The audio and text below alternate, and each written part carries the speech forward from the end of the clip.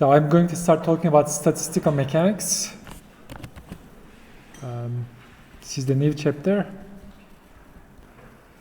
Okay, so what happened so far was like we started with like a single electron in like a central potential, and we managed to solve it, even though it was not pleasant. And then after that, we started talking about molecules and many electron atoms in periodic table, but as you have seen, it was even uglier, right? None of those problems were solvable. So as n gets larger, we cannot solve, for example, Schrödinger equation anymore. So problem is unsolvable. But what happens in the extreme limit is something like here, but when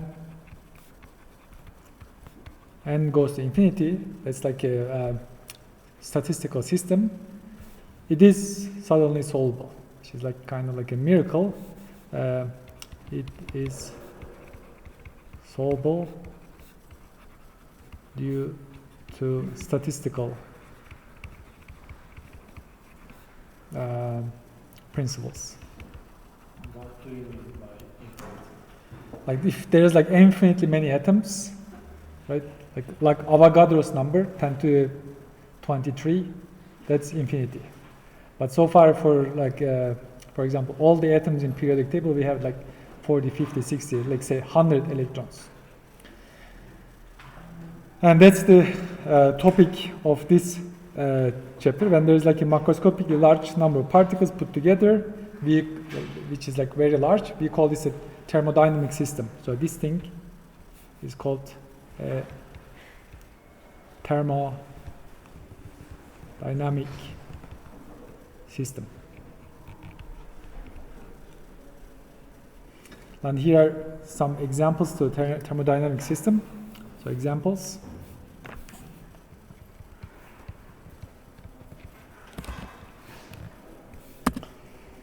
For example, like the molecules in this room, right? There's like plenty of like oxygen we are breathing, but there are other gas, like molecules in gas is like a thermodynamic system. There are like a large number of molecules, but that's not the only one. For example, electrons in a metal or like a wire is also a thermodynamic system, because they are like, if you take like metals are known to have like a large number of electrons. But also like we considered like, for example, black body radiation. So photons in a cavity is also a thermodynamic system. So the first one turns out to be classical. So even if you don't have quantum mechanics, you have a statistical description, right? We can devise the laws of statistical mechanics for a classical system, but we can also do it for a quantum system, right? Which is the topic of today, but it's like pretty powerful. In the case of electrons, we can actually make like a classical statistical mechanical description of electron that was done in the early years of like condensed matter. For example, there was like people started to think about electron conduction in terms of like a statistical description, like a gas in a container. That's possible, but we are going to consider like quantum nature of this, right? This is quantum. Also, photons in a cavity, we can consider it to be classically, like as we said before, quantum mechanics is supposed to give rise to classical mechanics. And if you can like set up like a model that is truthful in quantum world, it's also going to be truthful in classical world. But here, the photons in a cavity is also again quantum, even though we can consider like Rayleigh jeans, right? We can consider it classically. Okay, so we are going to learn statistical laws, statistical laws applicable to classical and quantum. Okay. Any questions? Okay, now I need to introduce the basic objects in statistical mechanics, and the first one is so-called statistical distribution. And the problem is given like n particles and some available states, like and states, let me call them epsilon, how and also at a given temperature, right? There's like a temperature in this room and temperature T. The question is how to distribute particles to states. It's kind of like how we set up the periodic table, but now we have an additional parameter, which is the temperature, right? That's the essence of thermodynamic system. And like for this, there's like something, we are not going to use it too much, but let me just introduce anyways. Like this W is number of ways particles can be arranged. And typically the bigger the W, so in a given configuration, if W is big, that means it is more likely, right? For example, there are like more seats in the central part of this room, right? There are more configurations. As a result, it's more likely to find people here. Whereas there are less seats on the side, so there's like less multiplicity, so it's less likely to find people on the sides. For example, there's nobody there. And another thing is like all states with same energy, E, are equally likely.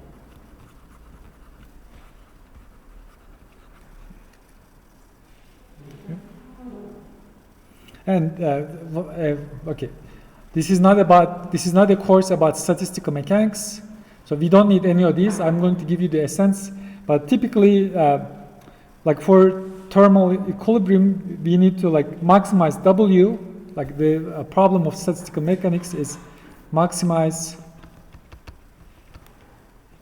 W subject to constraints, which is like E total, fixed total energy, and fixed number of particles. But we are not going to do that. And the output of this program is a distribution function, which is, I'm going to follow the book and call it n of epsilon. So this thing is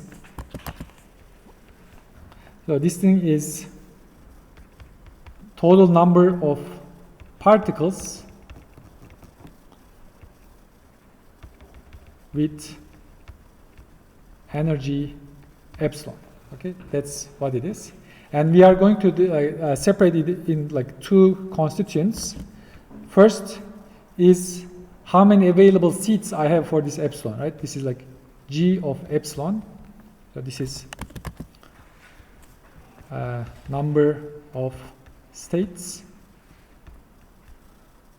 with epsilon. For example, if there is no energy with some epsilon I, number of particles in that state is 0 because there is no seat, right? So first you need to have an available energy state, but maybe there's like degeneracies in the spectrum, right? There are like maybe like 10 available states with the same energy, then like there are like more configurations and there's It's more likely to put the particle there. So that's the first contribution. And the second one is what we call, or what your book calls, f of epsilon. And this is the distribution function. This is the distribution function. So basically average number of particles in each epsilon. So like average, if you want, average epsilon. Average. Hopefully these things are going to be clear in a little bit when we start giving examples, but bear with me please, just for a little bit. And for like I want to note that this could be discrete or continuous, but for the continuous case we are going to say that n of epsilon, the epsilon is number of particles with energy E. We are just going to keep the density like here, like the spacing like this here.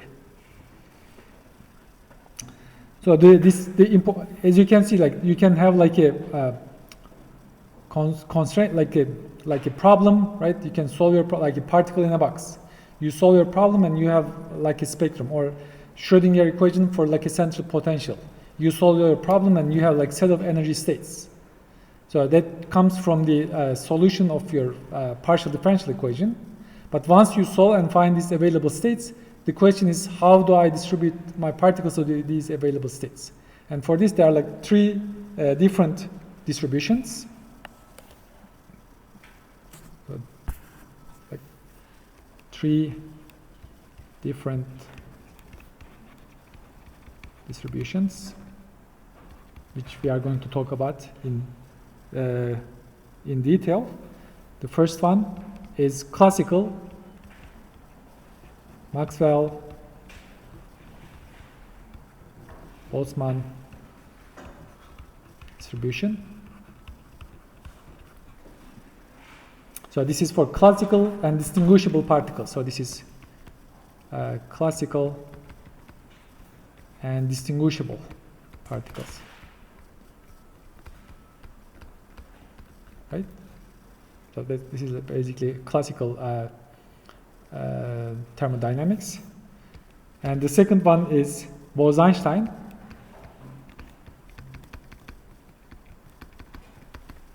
So this is for like particles with, so this is, of course, we are talking about quantum now case. So this is like indistinguishable particles, indistinguishable particles with integer spin, integer in the sense 0, 1, 2, 3. For example we are going to study is photon.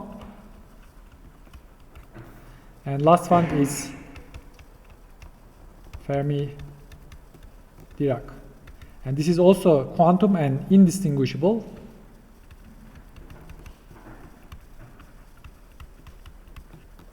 But with half integer spin, like 1/2 and 3/2 and so on. And example is electron. Good. Any questions? So let's start talking about these in detail. Yes.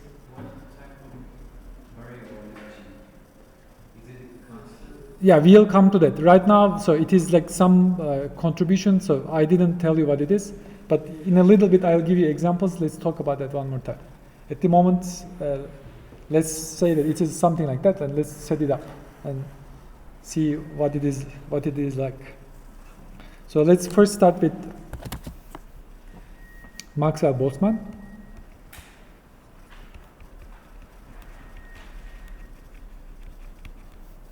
Distribution.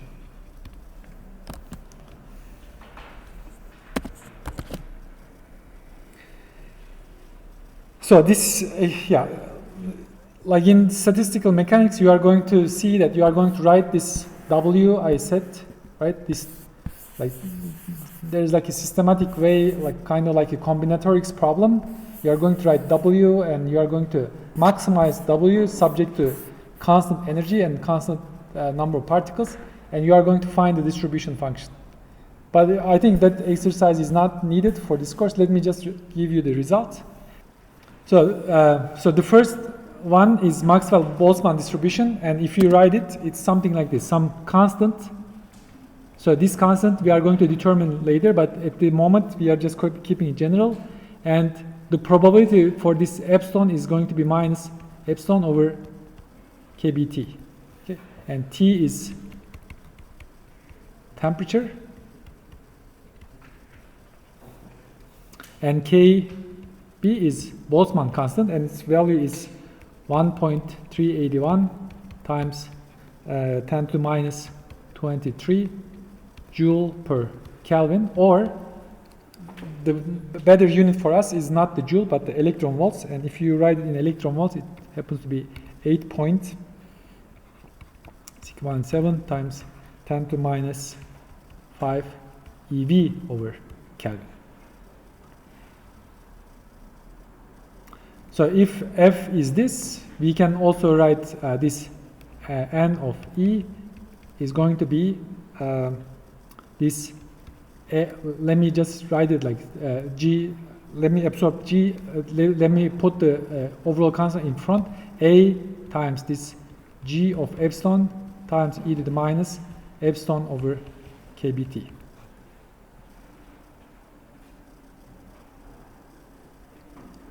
Okay, let's see an example. Let's consider a rigid diatomic molecule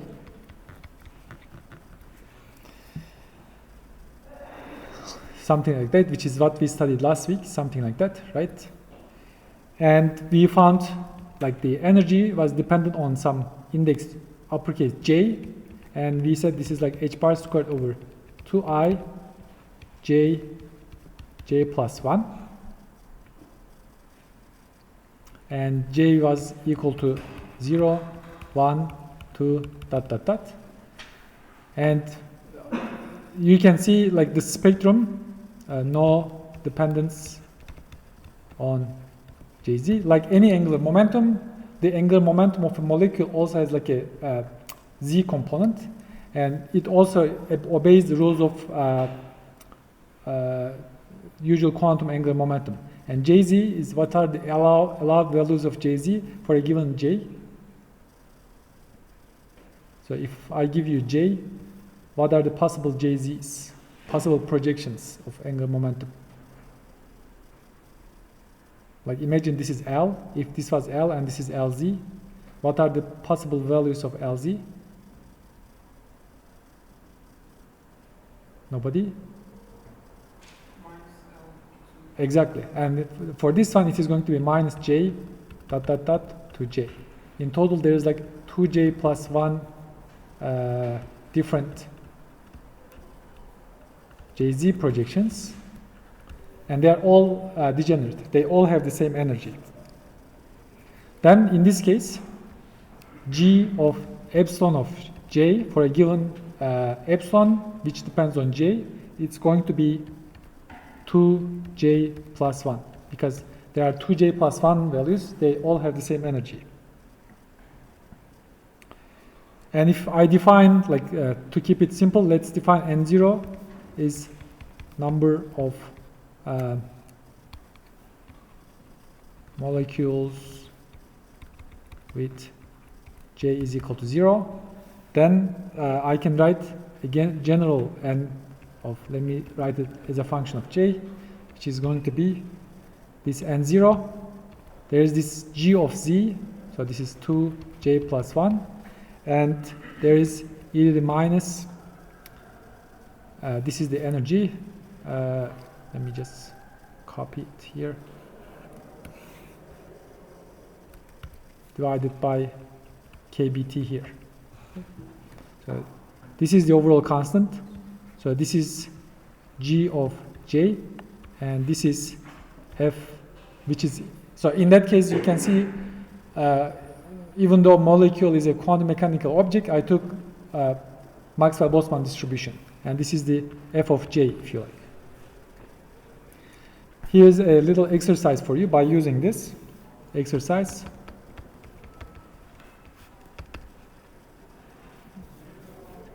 Optimize N of J with respect to J and find most likely J, let's say at room temperature, at T is equal to 20 degrees.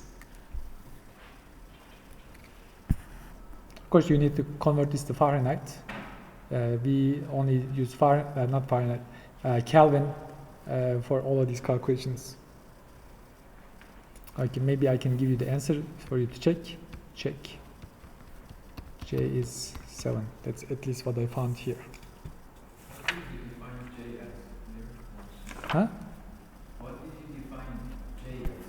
So J can be here, right? So first we start the energy, we quantize the energy like we start with like a classical dumbbell rotating, and we quantize it, and this is the energies. And the allowed values of J can be 0, 1, 2 to infinity. But at a given temperature, I'm not going to go and find it, put it in J is equal to infinity, right? That's like a very energetic configuration. But if it's like temperature is like room temperature, it's not also going to go and sit in J is equal to 0, right? Because there's no energy.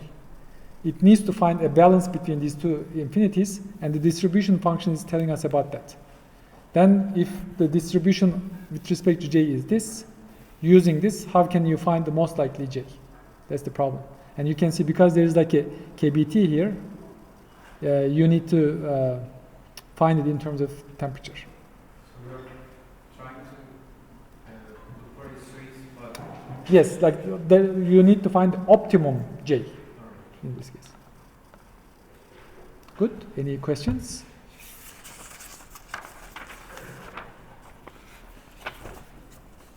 Okay, now let's consider the most important, one of the most important examples, which is ideal gas.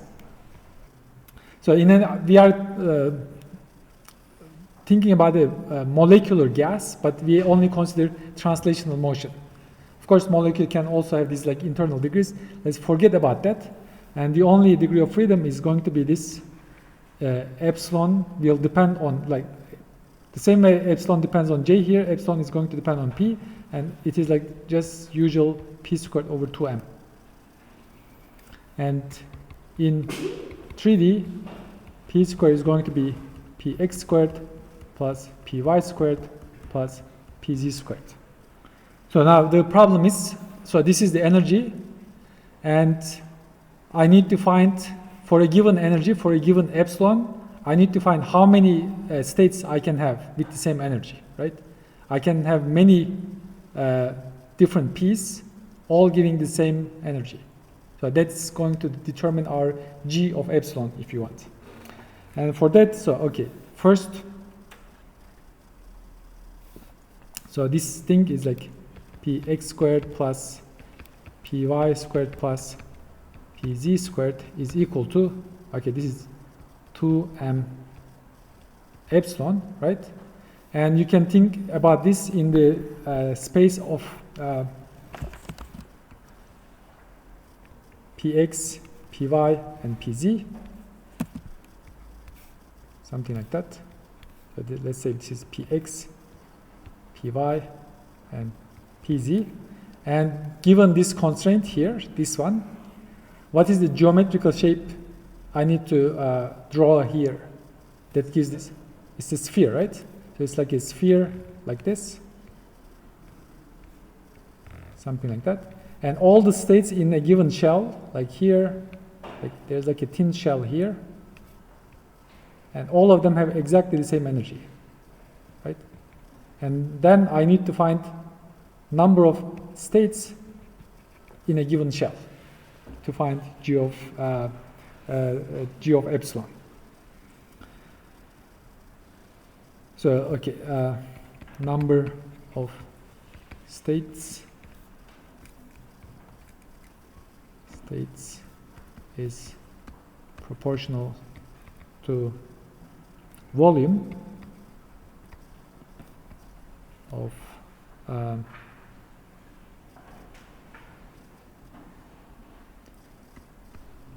shell,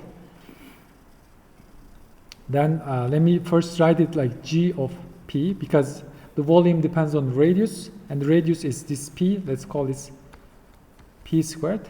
G of p dp is equal to what is the volume of this tiny shell? Like from like high school geometry, what is this area of like a sphere? 4 pi, but r is, in this case, is what? R is p, so 4 pi p squared, and if I multiply it with the thickness of the shell, that's the volume of the shell, right? But we need to convert this to, okay, so this is written in terms of p, so we need to convert this to epsilon, so convert to epsilon, and for this I'm going to do the following.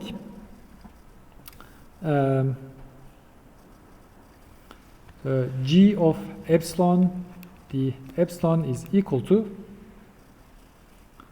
okay, I'm going to just copy this and change the variable. So this is like that, and so I'm going to write here the p, the epsilon, and I'm going to just wherever I see p in this g of p function, I'm going to write epsilon, right? So let's write this. So this is 4 pi p squared dp over the epsilon and the epsilon. But here for this one we are going to use p squared over 2m is equal to epsilon, or p squared is equal to 2m epsilon, right? Or p is equal to root 2m epsilon.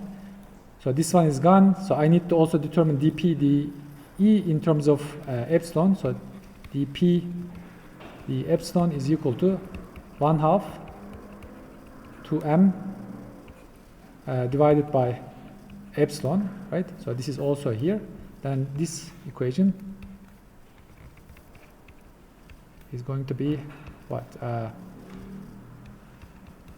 4 pi and p squared is 2m epsilon. dp d epsilon is 1/2 root 2m over root epsilon. I got this one, and the epsilon.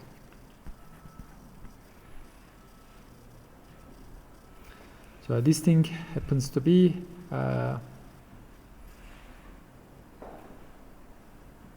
so I want to write it like, okay, cancel this one. Okay, let me just use the cancellations. Just copy, cancel this one, and this is 2 pi, and 2m and 2m here, I'm going to combine them to a single place. So this is 3/2, so this is gone. So epsilon and root epsilon, this is going to be root epsilon, and this is my g of epsilon, the epsilon. So this is the answer to your question. So this is the g of epsilon for a three-dimensional ideal gas. Then n of epsilon, d epsilon is equal to g of epsilon times, okay, let me use f Maxwell Boltzmann of epsilon d epsilon. So first I'm going to copy this. So this is here, but also we have, where is it? We have this one. Okay. So this one is here, and I wrote G, so I'm going to put A in front. And that's the final answer for n of epsilon.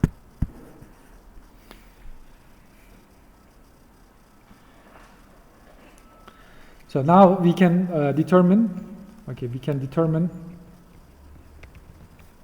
A. How can I determine A?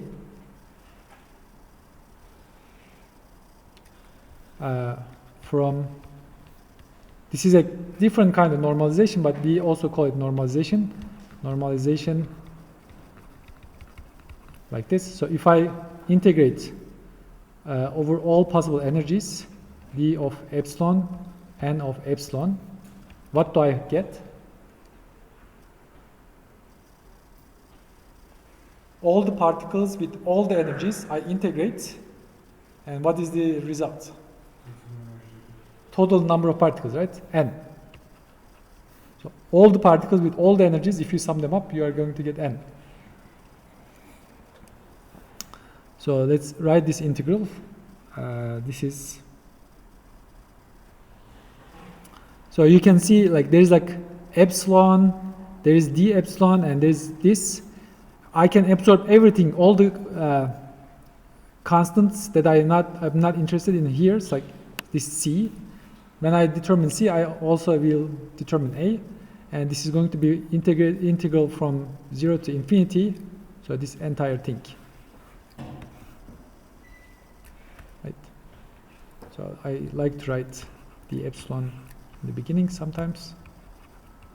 Let me write it like that. How do we take this integral?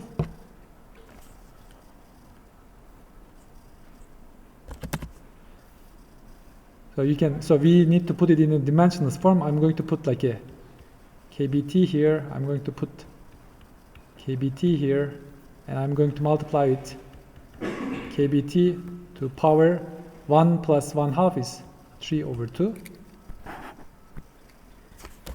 And this thing is going to be equal to c times kbt to 3/2 from 0 to infinity. Now I want to call this like a dimensionless dummy integration variable. I don't know, some dx root x e to the minus x. So what is the integral of this form?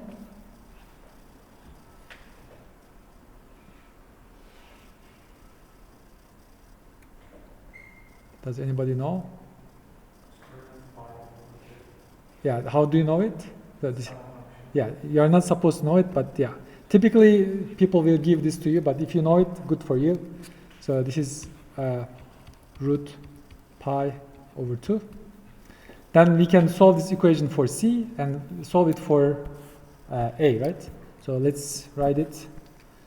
So my c is this entire thing. So this is like that. So this thing is equal to n. This is kbt 3/2, and this is pi/2. And you can solve it for a and find a. Let me just write the results. At the end, you are going to have this n of epsilon as 2 pi n divided by pi kbt root cube root epsilon e to the minus epsilon over kbt.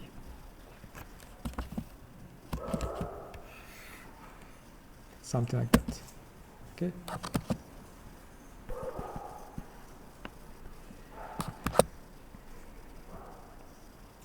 So similarly, we can also calculate other things. Okay, so we found normalization. Once we found the normalization, we can calculate other things. Let's also calculate total energy.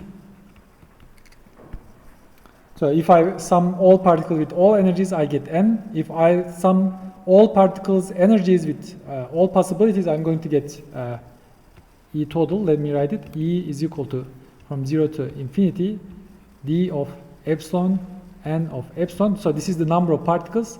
And if I multiply each particle with its energy, this is my total energy. Is that clear? Simple stuff. And so this is another integral. So let me just copy. So this is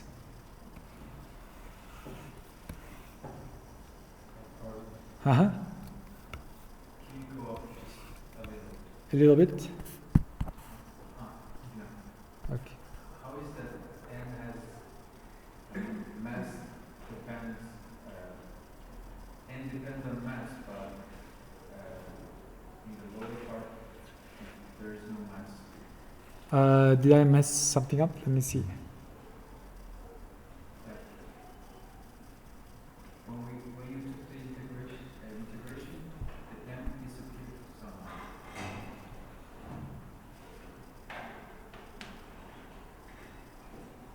I think maybe it's somewhere over here. I think you are right. Did I absorb it inside M? I'm not sure. I think it seems like there needs to be a mass somewhere. Or maybe, okay, I'm not sure. Maybe you can check. Maybe the constant has like a mass, but there's also a mass here. Maybe they cancel each other. Let's do it and see if that's the case. So N is, I found A. Where did I find A?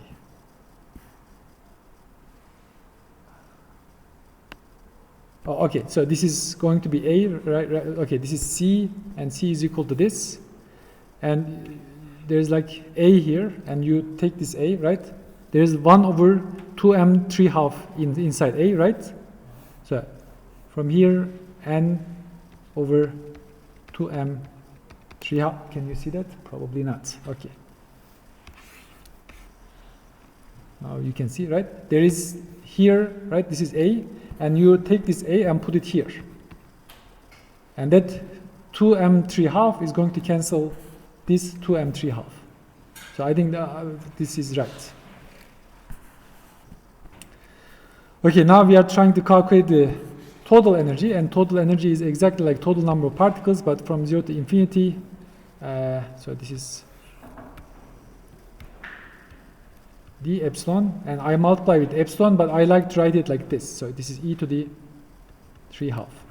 Good? So this says energy of molecule doesn't depend on mass? So it is not the energy. So this one seems like, yeah, I mean, of course, because of epsilon, there's like a mass inside epsilon, but for a given epsilon, yes, the probability to have a particle with energy epsilon does not seem to depend on mass here. Yes. Because we actually buried it inside epsilon, right? So it's implicit, right? I mean, like it seems like it is like that, right? There is no mass. Like as long as you give me the energy, this is the likelihood of having this energy, independent of mass, right? Of course, mass, like bigger mass, you are going to have a harder time to move it, but its likelihood also going to change. So I think maybe something like that is taking place here.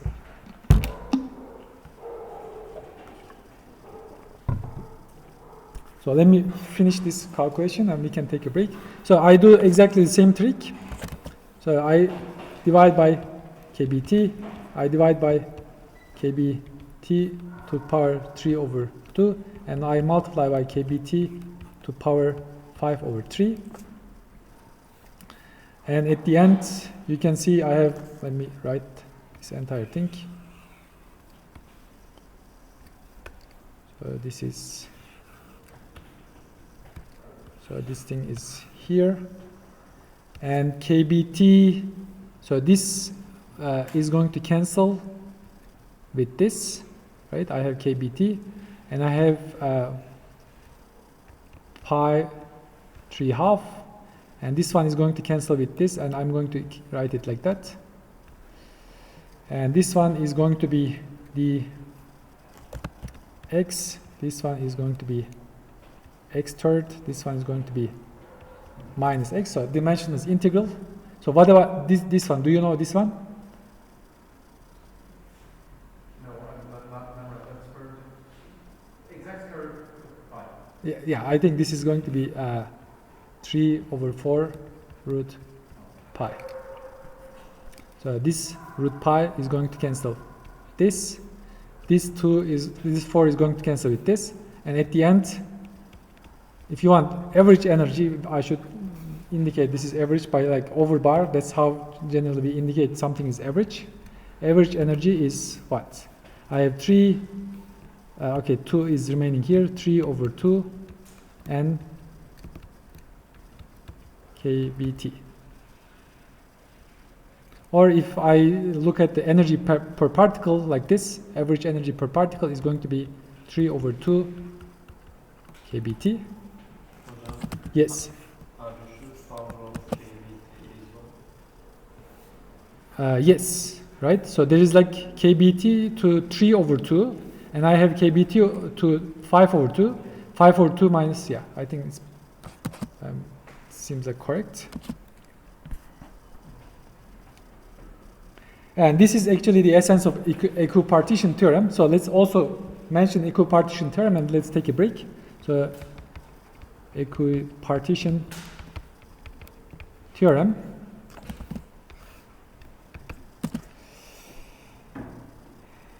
So average energy for each degree of freedom is 1/2 kBT.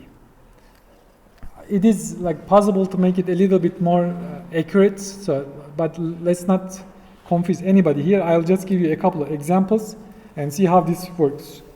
First example is 3D gas, which is what exactly we calculated. And each degree of freedom is like, for example, there's like a Vx, Vy, and Vz, like 1/2 m Vx. You can average it, Vx squared, average it, is equal to 1/2 m Vy squared, average it, and the same for Vz. So this is Vz. And equipartition theorem says that each one is like 1/2 kBT. And if you look at the total energy, let me use little total energy average, you sum each degree of freedom, right? Each is its own kinetic energy. It's going to be 3 over 2 kBT. So if you have n particles, you have n times degree of freedom. So you multiply both sides with n. So that also works to get results. So another example is like a rotating molecule. Rotating molecules.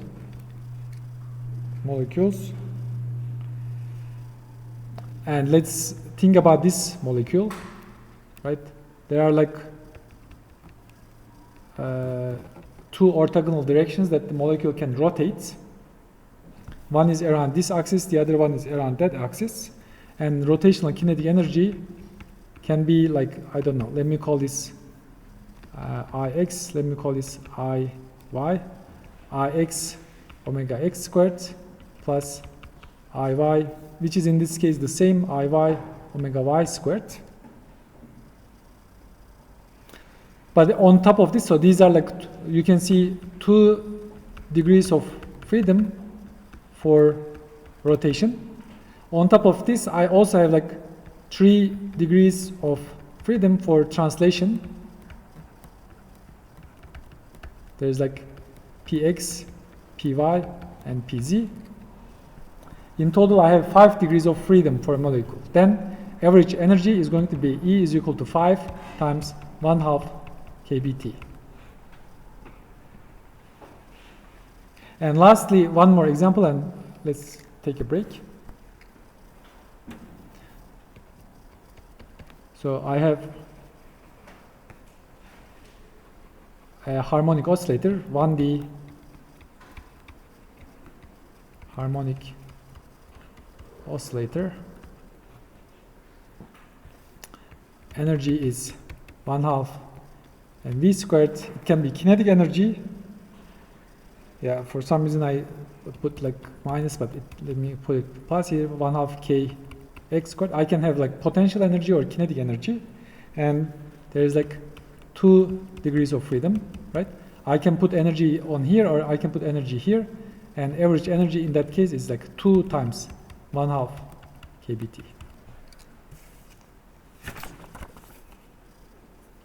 Good, let's take a break and then continue.